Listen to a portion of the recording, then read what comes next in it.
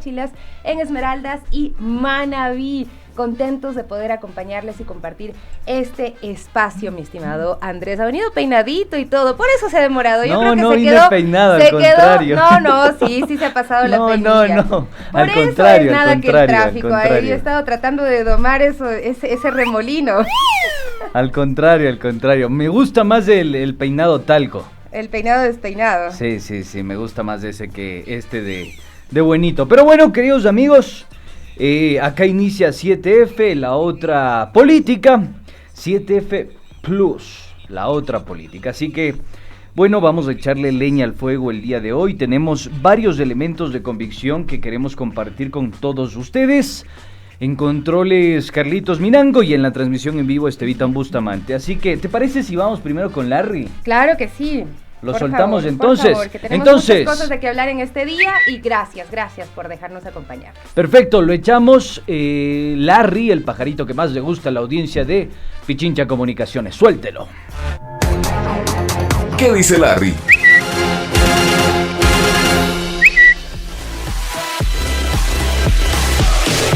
Bien. Cuénteme.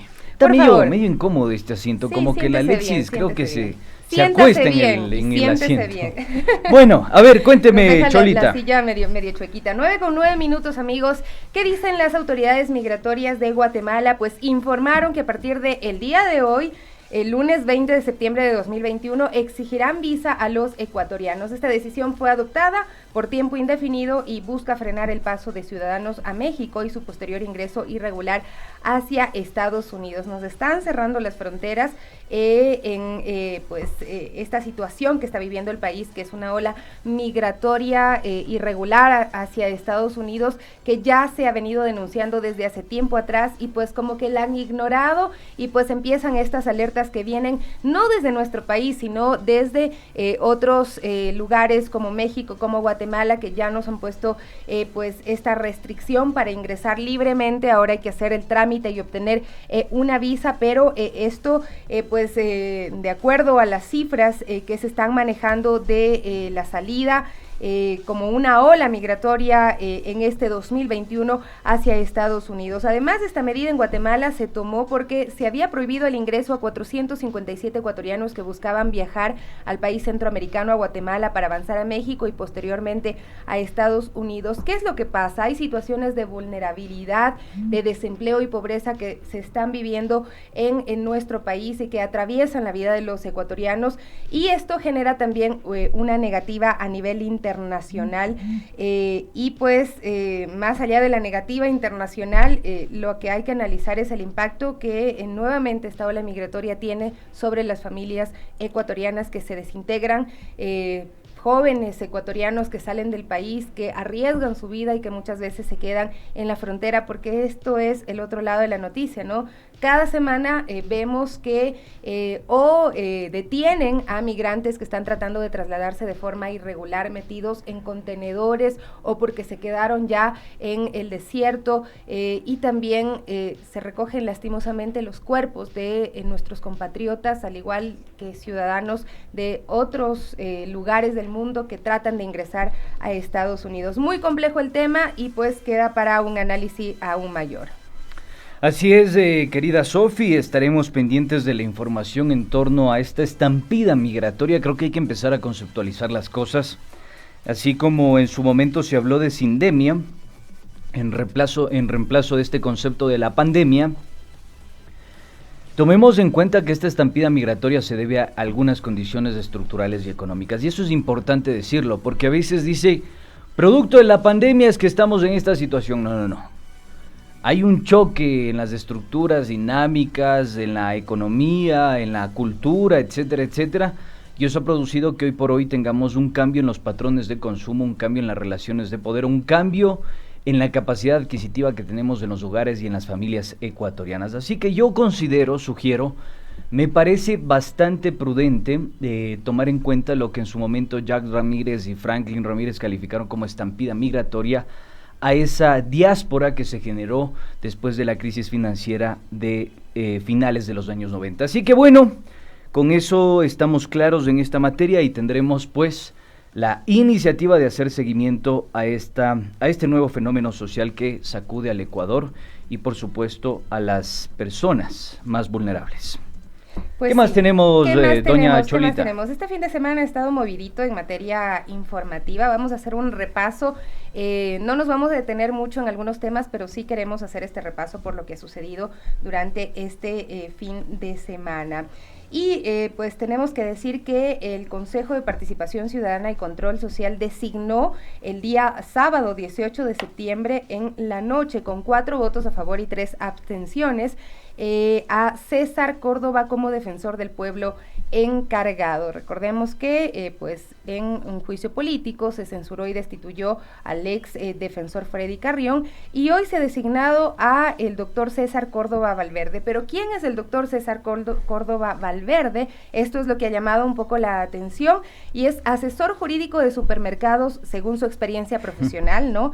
Él fue asesor jurídico de Supermercados Mónica en Cuenca, vistaforador de la Dirección Nacional del Servicio de Aduanas, hoy Corporación Aduanera Ecuatoriana, jefe de operaciones aduaneras del primer distrito aduanero de Guayaquil, asesor jurídico y jefe de regímenes especiales del distrito aduanero de Cuenca, administrador de aduanas de Cuenca, consultor aduanero, asesor jurídico de la ex Subsecretaría Nacional de Aduanas. Entonces yo creo que más o menos esto tiene que ver con la declaración del señor César Roón de los derechos humanos de ¿qué era que dijo? De las aduanas. Los no, derechos dijo, de los edificios, los el derechos, derecho humano los de derechos los edificios. humanos de los edificios, de las calles, etcétera. Entonces, porque por ahí veo el perfil, no veo en dónde dice que alguna vez pues defendió casos de derechos humanos, de vulneración de derechos humanos. Así es que bueno, en todo caso ha habido este cuestionamiento. Sin embargo, se ha defendido desde el Consejo de Participación Ciudadana y Control Social. Enviaron un comunicado diciendo que era la persona más idónea para desempeñar como primera autoridad encargada de la Defensoría, e incluso la presidenta de este organismo dijo que teníamos que tomar una decisión porque incluso hay voces que manifiestan que podíamos caer en incumplimiento de funciones, podríamos haberlo tomado como una amenaza, lo mejor es tomar la decisión de la manera más pronta. Mi voto a favor del encargo del señor César Córdoba Valverde, fue lo que dijo la presidenta de este organismo, y pues sí me llama la atención, ¿no? O sea, la verdad es que tenían como que este apuro. Recordemos que el Consejo de Participación Ciudadana y Control Social pues es un ente, en este momento hay que decirlo, sí, muy manipulable, porque reciben amenazas del Legislativo, de la Corte Constitucional, y dicen incumplimiento de funciones, fuera, y para que no les voten, más bien hacen ahí lo que puedan. Sí, así es. Yo creo que este grado de especialización de las autoridades de turno ha venido transformándose y modificándose a partir del año 2014-15, finales del 2014. ¿Y por qué digo esto? Porque a partir de ese año, según las investigaciones realizadas incluso por la propia Facultad Latinoamericana de Ciencias Sociales, Flaxo Ecuador, se ha revelado que de alguna manera ha cambiado el enfoque de hiperespecialización técnica que necesitaba el Estado para los fines del Plan Nacional de Desarrollo del Buen Vivir de esa época. Es lo que se establecía, ¿no? Entonces han cambiado completamente los patrones y el perfil técnico. De hecho, cuando nos metimos con Sofi a hacer una valoración de la capacidad técnica que tenía el legislativo en su momento, hay muchos perfiles aprobados por el Ministerio del Trabajo. Y en esos perfiles se especifican las condiciones técnicas que deben tener los funcionarios o servidores públicos. Hoy por hoy no se está cumpliendo con aquello. De hecho, hace este fin de semana revisaba los perfiles de algunos ministros de Estado, que de alguna forma lo vamos a preparar en su respectivo momento, pero muchos ni siquiera tienen experiencia en el sector público, y hay una clara especificidad dentro del Ministerio del Trabajo que para cargos puntuales, como ministros, subsecretarios, etcétera, etcétera, etcétera, se pide incluso una experiencia mínima. Eso no se está cumpliendo, y yo creo que esto raya justamente en la incapacidad técnica que tiene hoy por hoy nuestro Estado. Quizá más adelante podamos profundizar sobre este tema, pero creo que es importante decirlo. Les recomiendo que lean mucho a Peter Evans. Él hace una tipología de los estados y los compara con otros países y con otras latitudes. Dice, bueno, tenemos estados depredadores que evidentemente no tienen una capacidad técnica entre sus funcionarios y su burocracia. Tenemos los estados intermedios que evidentemente tienen una preparación media entre sus estamentos estatales y su burocracia, y tenemos estados desarrollistas, que son el caso de China, Singapur, Corea del Sur, etcétera, etcétera, que tienen realmente una capacidad técnica, y poco y nada se discute sobre la capacidad técnica que debe tener el funcionario, es decir, el perfil técnico que debe tener el funcionario. ¿Por qué? Porque considero que todo está sobrepolitizado. Y ahí tenemos una camisa de fuerza bajo mi criterio. Bueno, interesante lo que planteas, Andrés, y son temas que no deben salir de la coyuntura o no deben tocarse solamente mientras hay casos coyunturales como este. Pero bueno, ahí nosotros estaremos tratando de profundizar en algunos de esos temas. Vamos con otra noticia de este fin de semana. Culminó la cumbre de CELAC. Los jefes de Estado que integran la CELAC suscribieron la Declaración de la Ciudad de México en el marco de la cumbre desarrollada en ese país. El documento recoge 44 puntos y es importante pues mencionar que primero ya al parecer fue un logro de que puedan reunirse, tomando en cuenta las distintas posiciones y tendencias políticas que hoy por hoy están vigentes en cada uno de los países de América Latina y por supuesto también del Caribe. Y bueno, ahí como que hubo algunos encontrones, se dijeron... No se dijeron vela verde, pero sí se mandaron sus indirectas, ¿no? Sobre todo en contra de Nicolás Maduro. También fue muy atacado Cuba. Sin embargo, se regresó este ataque, por ejemplo, al presidente de Uruguay, que hizo una mención en contra de Cuba, y pues luego Díaz-Canel lo que dijo fue, en Uruguay ahora mismo están recogiendo firmas para... poder hacer frente a las políticas que se están tomando y que están afectando también a los ciudadanos. Entonces, sin embargo, con todas estas cosas, hubo un acuerdo, hubo la posibilidad de que los presidentes asistan.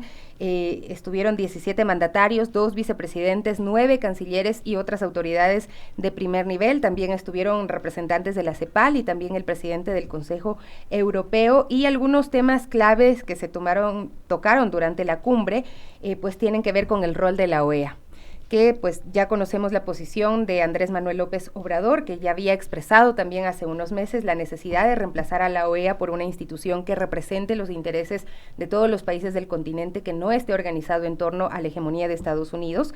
Esto fue lo que dijo. Además, el canciller mexicano Marcelo Ebrard había advertido que esta cumbre se decidiría sobre una posible reforma de la OEA e incluso la creación de una entidad que la reemplace.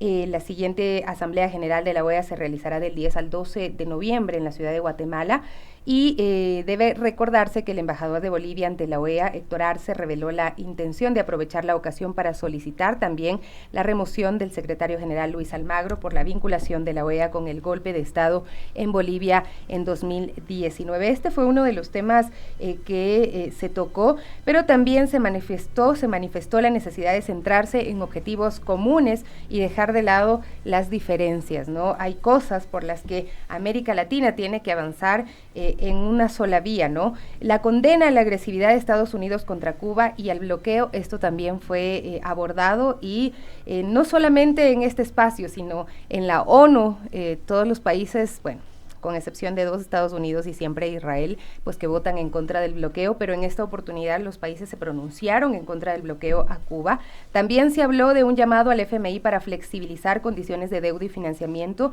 y a condonar y reducir deudas ante la crisis económica agudizada por la pandemia de COVID-19, entre otros temas que se abordaron durante esta cumbre. Pero sí es importante que se haya dado esta reunión, Andrés.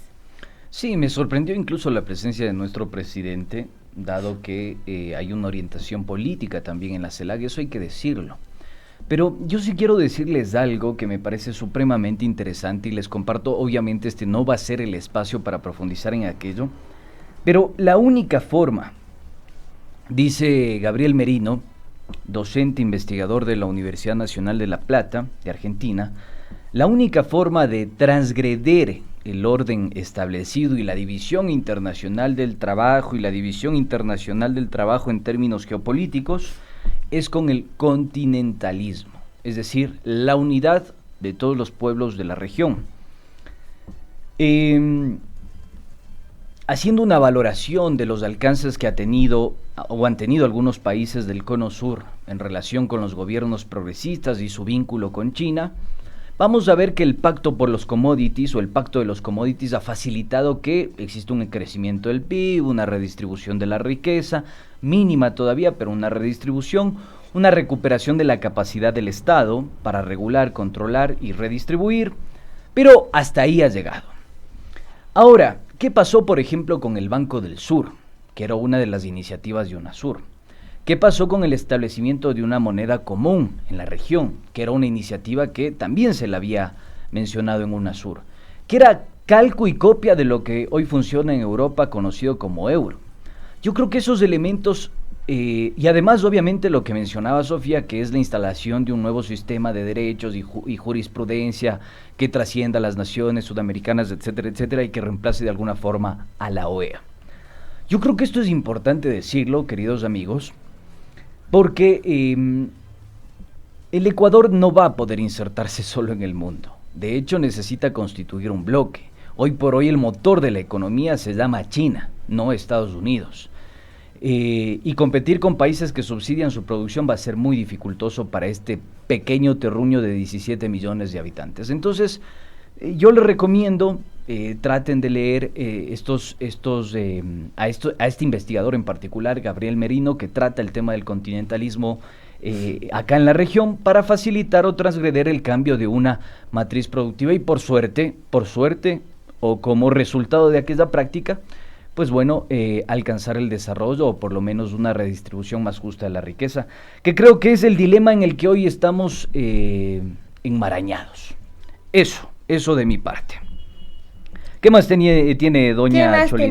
¿Qué más tenemos? Vamos a revisar también, el fin de semana hubo algunas intervenciones políticas, por ejemplo, Jaime Nebot, y tenemos ahí la captura de pantalla. Esto lo publica Diario El Universo, porque luego dicen que todo lo que se publica en los medios correístas, entre comillas, no sirve. Entonces, bueno, le sacamos la fuente del Universo. ¿Cuáles son los medios correístas? Nosotros. Así nos dicen. Así nos dicen todo el tiempo, sí. Bueno, en todo caso, aquí está la fuente del Universo. Jaime Nebot, líder del Partido Social Cristiano, más allá de la vacunación, el gobierno está debiendo todo lo que prometió, ¿no? Y va el enlace a la nota, esto por la intervención que tuvo el líder del Partido Social Cristiano durante este fin de semana en una reunión importante del Partido Social Cristiano. Pero vamos a escuchar qué fue lo que dijo, como para analizar un poquito sus declaraciones y entender en qué contexto se dan. Plan de gobierno de los 4 años que ha presentado. Y leen y observan y analizan las declaraciones. Se van a dar cuenta que salvo el programa de vacunación, que hay que reconocer que lo han llevado a cabo con excelencia, no piensan cumplir con nada más. Están dando muestras de no querer cumplir con nada más. Y vamos a ir al grano. ¿Recuerdan la promesa de mano de hierro contra la delincuencia que hoy aterroriza al país? Ni el dedo meñique han levantado para hacerlo.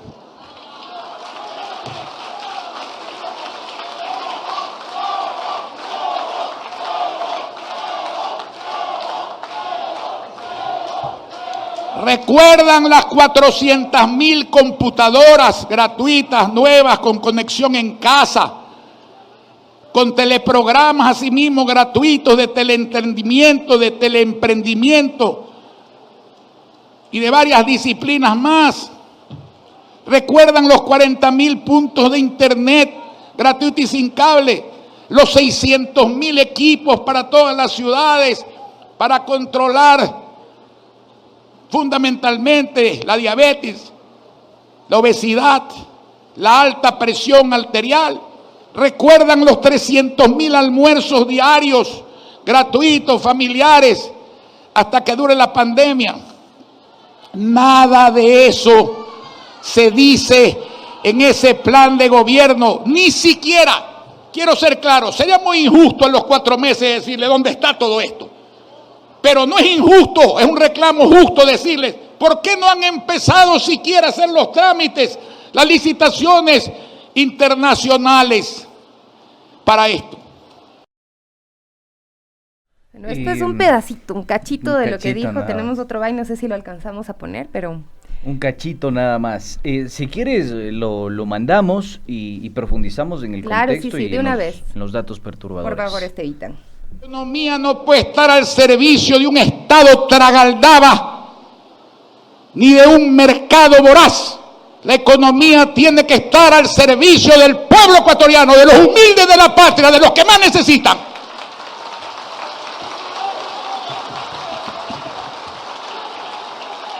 Y no puede haber prosperidad sin valores y sin conceptos. ¿Qué valores? Democracia total, que está representada en una auténtica independencia de las funciones del Estado y del contrapeso entre ellas.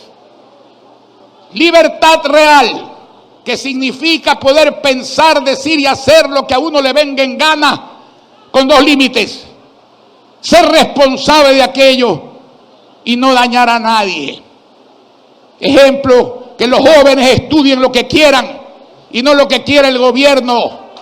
Ejemplo, que la prensa critique lo que quiera, que lo haga con responsabilidad, pero que nunca sea perseguida. Porque se puede vivir con los excesos de la prensa, pero no se puede vivir con el silencio de la prensa. A ver, algunos datos de contexto, ¿no? Que creo que son importantes compartirlo con ustedes, queridos amigos. Después de 22 años, el Partido Social Cristiano eligió este sábado, 18 de septiembre de 2021, su nueva directiva. Después de 22 años. Una renovación y un reemplazo, a la estrategia que emprendió el gobierno del presidente Lasso por minar a este partido con el que llega a alcanzar Carondelet o el Palacio de Gobierno. Yo creo que eso es importante decirlo. Es decir, que esta renovación de sus cuadros, de su directiva, se da de cara a esta disputa o esta afrenta política con el que era su compadrito. Claro. Yo mañana me peleo con Sofía y resulta que tengo que renovarme completamente con otros con los que históricamente estuve enfrentados. Y fíjense, algo que nosotros ya lo advertimos en su momento, es que es súper interesante el discurso camaleónico que intenta reaprender el Partido Social Cristiano. Se lo escucha Nebot y si no fuera por esa voz tan distintiva, sí, dices, será. Es otro líder, es otro Nebot. Te estarán doblando. Sí, ¿a dónde se fue? Pero yo creo que esos son elementos importantes. Fíjense lo que pasó con Pascual del Ciopo. Si estoy mal pronunciando, mil disculpas. Fíjense lo que pasó con los 5 legisladores que dieron el camisetazo o el transfugismo. Y fíjense con lo que el señor Nebot advirtió en su momento en esa entrevista con estos dos señores de la Posta. Yo creo que eso es importante advertirlo. ¿Saben por qué? Porque a diferencia del gobierno de Moreno, el quiebre en ese acuerdo por la gobernabilidad, en el que hay que decirlo, el Partido Social Cristiano no participó, pero sí votó en muchas reformas con el gobierno de Moreno, se genera el quiebre en la ley de apoyo humanitario. Y esto es súper importante decirlo, porque esa fue una de las reformas más importantes de los últimos 30 años en el país, en términos laborales. Y lo vamos a revisar más adelante. Vamos a revisar más adelante. Pero ese quiebre que se da a mediados de 2020, yo creo que es importante tomarlo en cuenta. Porque no se da la misma ruptura entre Alianza País y Creo, del presidente Lasso. Y la alianza continúa y las políticas continúan. Pero sí se da el quiebre entre la alianza del Partido Social Cristiano y Creo. Ahora, sí sería súper interesante ver qué les está separando, además del incumplimiento del propio plan. Claro, sí, porque habrá análisis que digan que Lasso está resentido porque lo separaron ni bien entrado el gobierno del señor Lasso y como que lo pateó a pesar de haber sido un puntal importante para que pueda alcanzar la presidencia de la República, ¿no? O yo te puedo tirar otra variable y otra hipótesis, Sofi. Quizá Lasso responda más a los intereses del capital financiero y quizá Nebot responda más a los intereses del capital inmobiliario o del capital pequeño productivo de Guayas. Oiga, ¿y cómo serán esas reuniones familiares? Porque recordemos que... Tienen ahí parentesco, tienen también, ¿no?, parentesco. La hija de José Enrique Nebot Sadi, hermano de Jaime Nebot, está casada con el hijo del banquero Guillermo Lasso. Entonces, ¿cómo serán ahí estas reuniones familiares? ¿O ya se habrán peleado también en casa? ¿Qué habrá pasado? Estas son detalles que nunca nos vamos a enterar y que no sabemos si es que por ahí es donde realmente se toman las decisiones o por ahí es donde se generan estos roces más fuertes que lo que vemos públicamente. Ahora, yo coincido contigo, y otra cosita que sería interesante también para abonar en esta conversación es que el Partido Social Cristiano tiene una importante distinción, no sé si plusvalor, una importante distinción. Tiene un clivaje regional, tiene presencia en la costa, donde es su fuerte. Pero además de tener presencia en la costa, muchos han dicho, no, es que su presencia es en Guayaquil, ellos son de Guayaquil y no sé qué. No. Su fortaleza no está en Guayaquil, su nicho no está en Guayaquil, su nicho está en San Borondón. Ese es el origen y la génesis del Partido Social Cristiano. A esos sectores se debe. Y eso es importante, supremamente importante tenerlo en cuenta, porque no es la misma génesis de Creo o de Guillermo Lasso. Recordemos que el capital financiero nacional sufrió una gran expansión a finales de la década de los 90 y rompe con ese clivaje regional justo en la transición de la década de los 70. Entonces yo sí creo que es importante caracterizar a estos dos personajes, no solo en los discursos, sino en los intereses y en los business que tienen, que los diferencia profundamente y que vamos a ver hasta dónde le da gobernabilidad el Partido Social Cristiano al movimiento Creo de Guillermo Lasso. Bueno, ahí está otro tema también para el análisis. En Ecuador no nos aburrimos, siempre hay algo de qué conversar y algo que nos sorprende, pero lo más duro en realidad es lo que estamos viviendo los ciudadanos ecuatorianos y que parece que esto no está en el radar de los políticos, el desempleo, la pobreza, la migración que hoy en día también está afectando como un fenómeno social en nuestro país. Así es que esas cosas quisiéramos que sean pues los temas que estén en la mesa de debate de quienes están ejerciendo el poder ahora mismo. Vamos a una pequeñísima pausa y regresamos ya con el que sabe y vamos a conversar sobre los efectos de esta llamada o mal llamada ley de apoyo humanitario y un poco también preveyendo lo que puede ocurrir con esta ley de oportunidades laborales que se ha dicho se presentará el día viernes ya a la Asamblea Nacional. Así que ya volvemos, traiga su cafecito y manténgase en la sintonía de Pichincha Comunicaciones.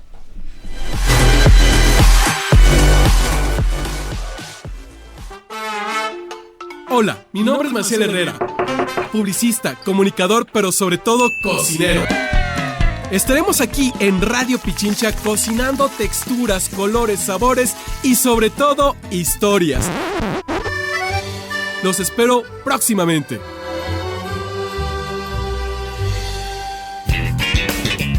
¿Qué opinas de? ¿Qué opinas de?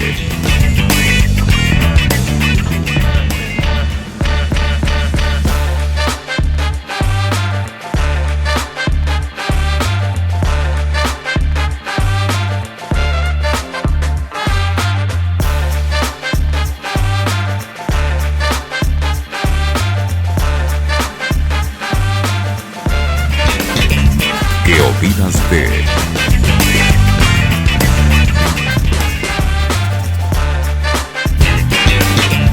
¿Qué opinas de? Bueno, ¿qué opina de la pregunta que realizamos el día viernes tras la destitución y censura del defensor Freddy Carrión? ¿Qué debería pasar con el informe sobre octubre de 2019? Las opciones eran: la Defensoría debe impulsar esta denuncia, y la opción B era pasado pisado. ¿Cuáles fueron las respuestas de nuestros amigos y amigas? Pues un 80% nos dice que la Defensoría debe apoyar esta denuncia y el 20% dice ya no molesten con eso, pasado pisado. ¿Qué hará el nuevo defensor encargado con su perfil en aduanas? Aduanero. ¿Le importará darse una leidita de ese informe? No lo sé. O quizá desaduaniza, ¿no? Algunas cosas que no tienen nada que ver con los derechos humanos. Pero Bueno. yo sí creo que hay un importante grado de impunidad hoy por hoy en la justicia ecuatoriana y en el accionar de su aparataje. Y creo que sí es importantísimo que nosotros sigamos profundizando sobre esto. No con el afán de sobrepolitizarlo o embanderarlo, porque recordemos que octubre no le pertenece a ningún movimiento político. Octubre le pertenece a la indignación del pueblo ecuatoriano que salió a las calles a protestar en contra del ajuste estructural impulsado por el gobierno de Moreno. Creo que eso es supremamente importante decirlo. Nosotros, como radio pública, fuimos víctimas de ese acoso por parte del régimen anterior. Y también es fundamental decirlo. Entonces yo creo que eso es bandera de 3 colores, amarillo, azul y rojo. No le pertenece ni al correísmo, no le pertenece ni a Pachacutic, no le pertenece ni al movimiento indígena, no le pertenece a los colectivos sociales, le pertenece a todo el pueblo que salió a movilizarse y que sufrió la vulneración de los derechos humanos. Yo creo que esa es la óptica que tenemos que aplicar y con la que tenemos que analizar estos hechos. Muy bien, muy bien. Vamos con nuestro segmento del día de hoy de El que sabe, sabe, porque habíamos ofrecido revisar un poco qué ha pasado con esta llamada ley humanitaria. El que sabe, sabe. A ver, vamos a meterle el acelerador porque tenemos 20 minutitos. ¿Cómo llega esta ley de apoyo humanitario a la Asamblea Nacional? Muchos dicen se cocinó en 2020, mediados de 2020. No, no y no. La propuesta nace el 25 de agosto de 2017 frente a las exigencias y demandas que presentaron 2 poderosos gremios de este país. El Comité Empresarial Ecuatoriano y la Federación de Exportadores del Ecuador ante el Consejo Consultivo Productivo y Tributario creado por Lenín Moreno y administrado por Eva García, exministra de Industrias. Ustedes deberán recordar en el lejano horizonte que eso sucedió así. Los gremios exigieron 9 demandas que se relacionan con perdón y amnistía fiscal. Vamos a poner en pantallita si nos ayuda el Estevita. Ahí está. Entre ellas, la número 5 dice con absoluta claridad: modificar y crear nuevos mecanismos de contratación laboral. Creo que eso es importantísimo tomarlo en cuenta. Consejo Consultivo Productivo y Tributario, 25 de agosto de 2017, ya establecía la idea de modificar y crear nuevos mecanismos de contratación laboral. ¿Qué pasó, Sofi? Así es, bueno, ahí está eso en pantalla, ¿no? El 19 de septiembre de 2019, en el programa Contacto Directo de Coavisa, el expresidente de la Cámara de Comercio de Quito, Patricio Alarcón, asegura que el Ecuador es un país caro, muy caro, e incluso Carísimo. pide que los servicios básicos como energía eléctrica pasen a manos privadas. Pero caramba. si no me creen, escúchelo usted mismo. Tenemos el video del señor Patricio Alarcón. Pero usted tiene que tomar en cuenta que cuando usted contrata a una persona, el costo de la contratación termina, usted llega a un acuerdo de pagarle a una persona $100 y usted después termina pagándole a esa persona alrededor de $135. ¿Por qué? Porque evidentemente tiene que pagar el aporte al IES, que implica un 20,6%. Usted tiene que, si genera utilidades, pagar el 15% de las utilidades. Usted tiene que pagar un 13º sueldo. Usted tiene que pagar un 14º sueldo. Entonces, en el Ecuador no se trata solo de simplemente contratar a una persona, eso implica que tiene mucho más costos. También el Ecuador tiene una carga fiscal y tributaria altísima, porque a rato solo se habla de la carga tributaria del ISD, del anticipo del impuesto a la renta, del impuesto a la renta. Pero más allá de eso, ya le mencioné que tiene que aportar al IES, que tiene que pagar utilidades, que tiene que pagar décimos. Entonces, todo se va acumulando, además de la excesiva tramitología que existe en el... Yo creo que ahí está clarísimo. Les preocupa mucho que los trabajadores tengan derechos. Sí. Y además que nos comparamos con 2 países que no son la referencia en esta materia, como son Perú y Colombia. No tenemos tanto tiempo, pero Alarcón cierra diciendo: en Colombia y en Perú ya se trabajan jornadas de hasta 48 horas, más menos. Hay que tomar en cuenta esas alusiones porque él fue una de las personas que exigió que se propicie esta reforma laboral. Para ese tiempo el gabinete de Moreno había cambiado drásticamente, ¿no? Tanto el Ministerio de Economía y Finanzas como el Ministerio de Productividad habían asumido nada más y nada menos que por Richard Martínez e Iván Montaneda. Casualmente habían sido presidentes de los dos comités que presentaron la propuesta de reforma laboral el 25 de agosto de 2017, el Comité Empresarial Ecuatoriano y de FedExport. De hecho, un estudio realizado por economistas del Instituto de Investigaciones Económicas de la Universidad Central reveló, escuche esto, que entre el 58 y el 62% de los ministros y secretarios de Moreno estuvieron vinculados a gremios empresariales y grupos económicos. Entre el 58 y el 62%, ¿no? Y bueno, parece que algo similar ocurre en este momento. ¿Saben cómo se llama eso? Captura de la decisión del Estado, captura empresarial de la decisión del Estado. Entonces, estas personas fueron las que propiciaron las reformas para beneficiar a sus cuates, digámoslo así, como dicen los mexicanos. En plena pandemia y meses después del conflicto del paro nacional de octubre, la reforma laboral se acelera. El gobierno aprovecha el confinamiento para enviar al legislativo la ley de apoyo humanitario, que contó con una votación favorable de 74 votos dentro del pleno. Entre ellos, casualmente, nuevamente, el actual ministro del Trabajo, Patricio Donoso. No le creo. Sí, mire usted. El ministro del Deporte, Tupana, Sofía Sebastián también. Palacios, y la exministra de Agricultura, Tangi Vera, también Tupana, así como todo el bloque de Creo, de Alianza País y Vilma Andrade, la Vilmita Andrade, de la Izquierda Democrática. Casualmente, hoy ocupan posiciones y investiduras dentro de la alta dirigencia del Estado. Pero bueno, la verdad es que ahí sorprendió que en esa votación el Partido Social Cristiano no apoya esta propuesta de Creo y la Alianza País de Moreno.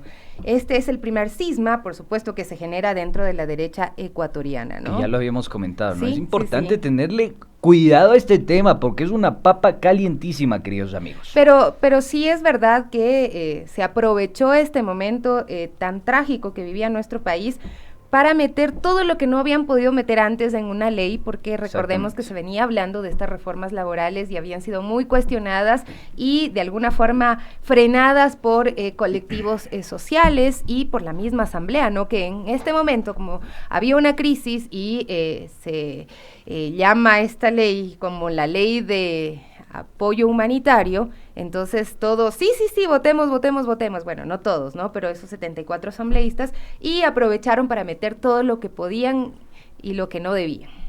Así es, querida Sofi, pero acá hay una cosa que hay que ponerle mucho cuidado y atención, queridos amigos, porque algunos nos dicen que hablamos piedras, entonces frente a esa alusión hay que decirles, no, momentito, sí podemos hablar con cifras también.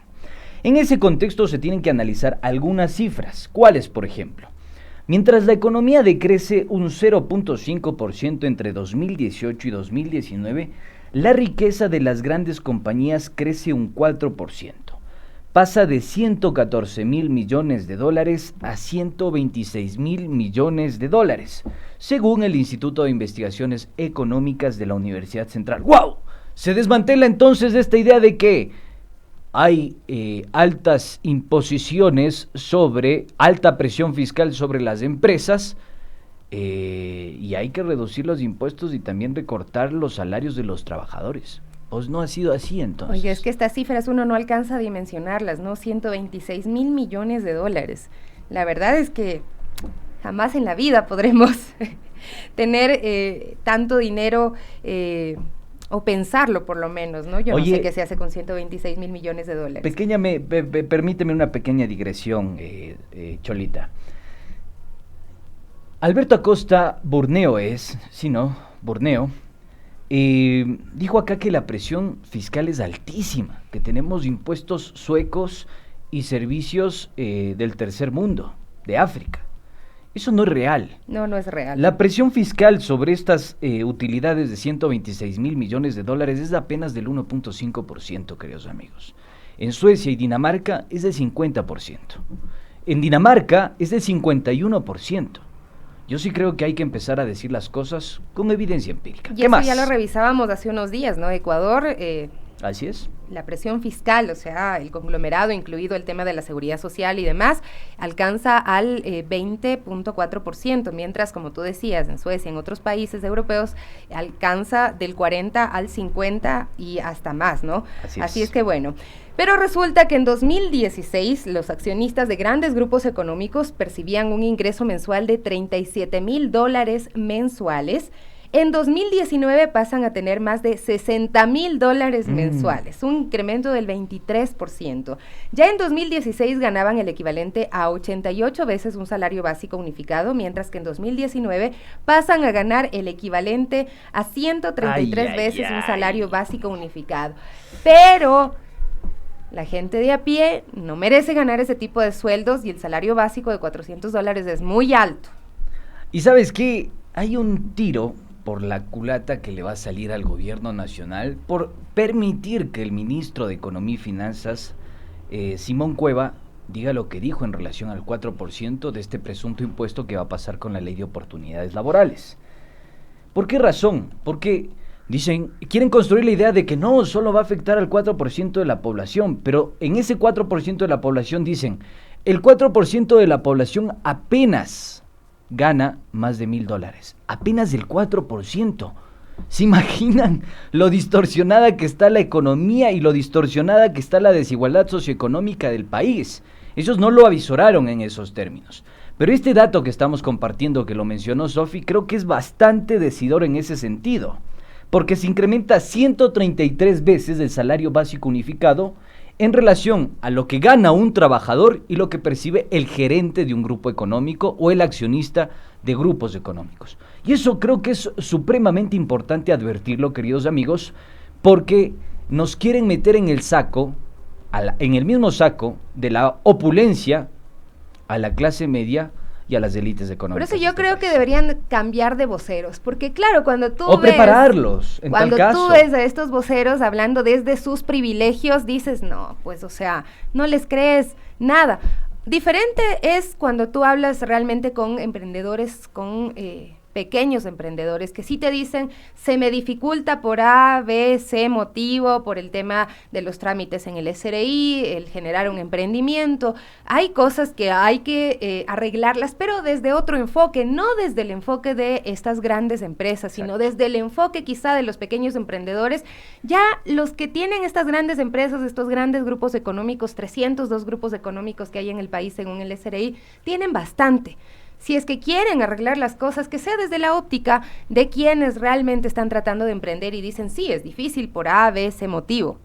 Pero bueno, ahí está, porque ellos son los que están en el poder. Y siempre el argumento del gobierno es que precautelar el trabajo, incluye estos cambios, ¿no? Sin embargo, los despidos intempestivos se dispararon a partir de la aprobación de la Ley de Apoyo Humanitario. Entre ellas se encontraron, madres gestantes, trabajadoras que tenían más de 25 años de trabajo. Muchas empresas se declararon en quiebra y cambian de nombre y personería jurídica pese a la pandemia. La constitución de compañías en el Ecuador, sin embargo, creció un 7.7%. Es muy contradictorio, ¿no? Que por un lado se dé esta quiebra de las empresas y luego resulta que les cambian el nombre, pero ¿por qué es que se dan estas quiebras, estos cierres de algunas grandes empresas? Solamente para aprovechar estos articulados que se metieron ahí en la Ley de Apoyo Humanitario. Y aquí está precisamente un video en el cual se da cuenta del incremento de las denuncias que se dieron por los despidos que se realizaron bajo esta normativa. Así es Jonathan Báez, investigador del Instituto de Investigaciones Económicas de la Universidad Central. Estevitán, que fluya, por favor. Un análisis más profuso de lo que ocurrió con el tema del desempleo, según las encuestas, por más limitadas que sean del INEC, muestra que la mayor parte del desempleo, casi el 23%, se debe a despido intempestivo. Por otro lado, las denuncias al Ministerio del Trabajo por despido intempestivo aumentaron en un 487%. Es realmente perturbador lo que dice.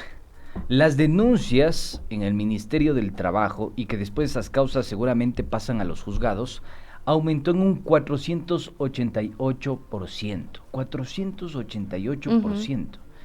Dimensionemos un poco, queridos amigos, esto. Yo creo que, y en palabras de el presidente del Parlamento Laboral Ecuatoriano, el señor Ibarra, Fernando Ibarra, esta fue la reforma laboral más agresiva de los últimos años. Y él dice, ni siquiera León Febres Cordero se atrevió a tanto. El gobierno de Moreno sí que lo hizo y lo volvió efectiva. Y hoy tenemos la vulneración de todos esos derechos laborales y sobre todo la profundización y agudización de algo que se llama desigualdad.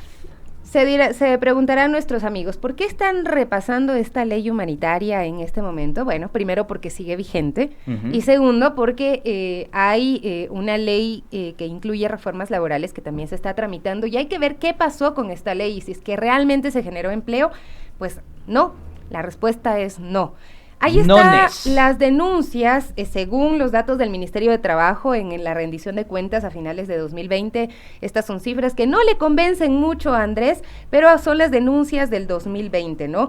Ahí en este cuadro se puede ver cómo aumentaron.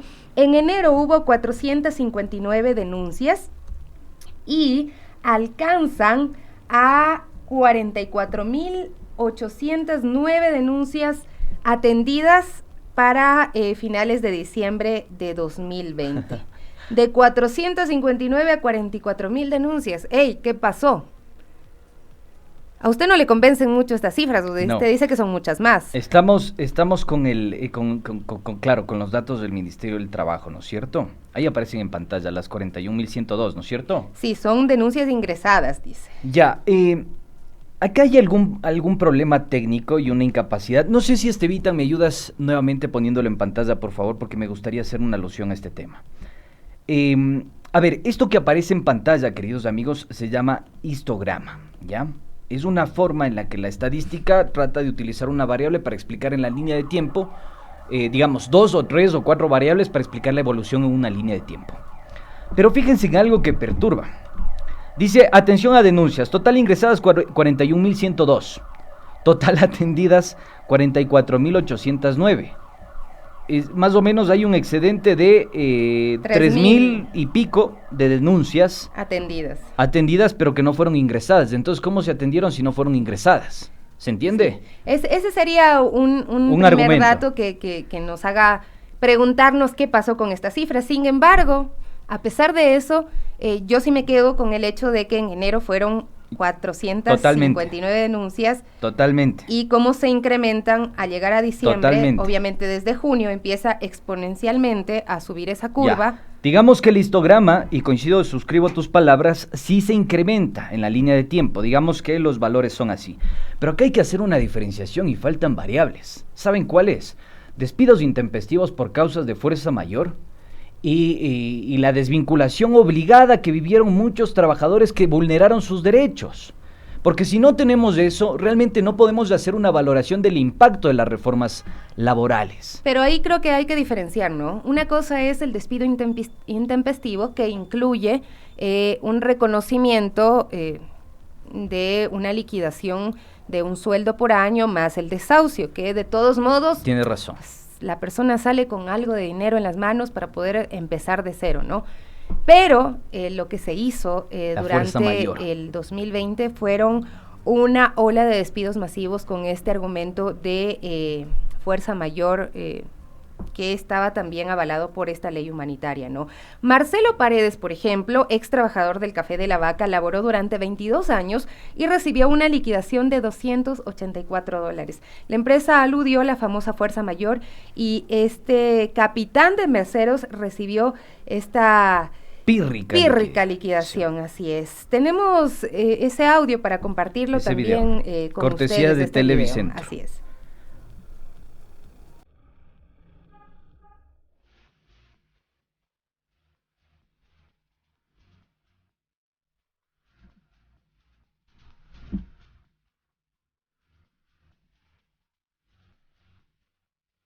Marcelo se siente melancólico, está triste y no es para menos.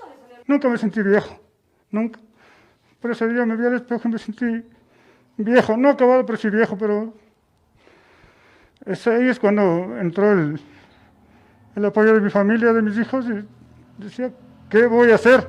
Y llora de la impotencia, porque dice que no es justo, porque las cosas no tenían que pasar así. Este hombre de 53 años le dedicó casi la mitad de su vida a trabajar en un reconocido restaurante. Era capitán de meseros hasta el 29 de abril, cuando lo suspendieron de su trabajo. Y de ahí las malas noticias continuaron. Fue despedido a través de un mensaje de WhatsApp y con una cantidad que no llega ni siquiera al salario básico. Bien. Ni siquiera un salario básico, después de haber trabajado, ¿cuántos años? 22 años. 22 años. Y recibió una liquidación de 284 Entonces sí fue muy dólares. triste cuando... y hoy esa empresa... Esto te iba a decir, fue muy su triste cuando hubo tendencia, porque hoy se cerró el Café de la Vaca, y claro, triste porque mucha gente lo veía también como, no sé, quizá un lugar muy bonito donde tomarse un buen desayuno, ¿no? Muy caro, por cierto, y se cerraba, ¿no? Los trabajadores despedidos, pero me parece que ya abrieron nuevamente con otro nombre. Exactamente, están operando con otro nombre. ¿Y esto será que lo tiene en el radar el Ministerio de Trabajo? Yo dudo muchísimo que esto esté dentro del radar del Ministerio del Trabajo. Y así muchas otras empresas, ¿no? No es el ataque a este no, negocio en específico. Tenemos así el ejemplo de muchas empresas y emprendimientos. Pero bueno, vamos rápidamente, tenemos poco tiempo, pero vamos rápidamente con... se consumó la reforma. ¿Qué dice la Ley de Apoyo Humanitario al respecto? La normativa establece que los trabajadores y empleadores podrán llegar a acuerdos para modificar las condiciones económicas de la relación laboral. Eso dice la ley, con la finalidad de preservar las fuentes de trabajo, evitar la quiebra de empresas y garantizar la supuesta estabilidad. La validez de los acuerdos dependerá que los estados financieros presentados por los empleadores a los trabajadores de forma completa, veraz e íntegra. Esto, en muchos casos, no existió. De producirse el despido del trabajador dentro del primer año de vigencia de la ley, las indemnizaciones se calcularán con base a la remuneración percibida por el trabajador antes del acuerdo. Esto tampoco se cumplió. Bueno, las empresas podrán celebrar contratos por tiempo definido para la sostenibilidad de la producción y fuentes de ingresos en situaciones emergentes o para nuevas inversiones o negocios, dice aquí. Ojo. Esto está vigente. Está vigente. La jornada laboral para este tipo de contratación podrá ser parcial o completa. Hay que decir, hay muchas personas, colegios sobre todo, que han reducido la jornada, que han intensificado la jornada laboral, han reducido los ingresos económicos, digamos, el salario de los docentes, y a pesar de eso no se redujo las pensiones, por ejemplo. Sí. Entonces hay una serie de vulneración de derechos que hay que tomarlos en cuenta. Exactamente, porque esta ley prevé que la jornada laboral para este tipo de contratación puede ser parcial o completa entre 20 y 40 horas semanales, distribuidas en un máximo de 6 días, sin sobrepasar las 8 horas diarias. Según la rendición de cuentas del Ministerio de Trabajo de 2020, se registraron 57.534 contratos con reducción de jornada, 4.920 acuerdos de preservación de fuentes de empleo, que también incluye la reducción de salarios, y 31.039 contratos emergentes.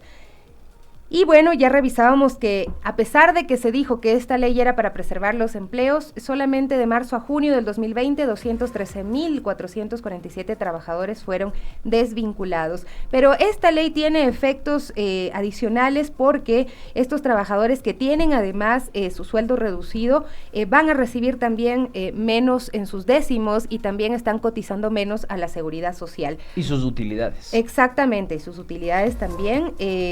Hasta junio pasado había en el país 47.025 empleados bajo jornada reducida, es decir, y además la cifra de 52.786 trabajadores solamente de la sierra que recibirían sus décimos disminuidos por culpa de esta ley, ¿no? Hay en este momento en la Asamblea proyectos de reforma de esta famosa ley de apoyo humanitario, han sido calificados por el CAL, entre ellos uno de Victoria de Sintonio, que pues básicamente pide derogar todo el capítulo 3, que es donde se incluyen estas reformas laborales. Bien, queridos amigos, esta ha sido la propuesta de 7F Plus, la otra política. Tala Torres nos dice, se viene la ley humanitaria 2.0. No lo sé, vamos a ver, dijo el ciego. Pero recuerden, ustedes y solo ustedes tienen las conclusiones. Solamente déjame anunciar, viene Pichincha Rima y José Valareso estará invitado para mostrarnos productos elaborados con cáscara de café, y también Roberto Carpio, director de turismo de la prefectura de Pichincha. Quédese en compañía de Radio Pichincha, una muy buena mañana. See you later.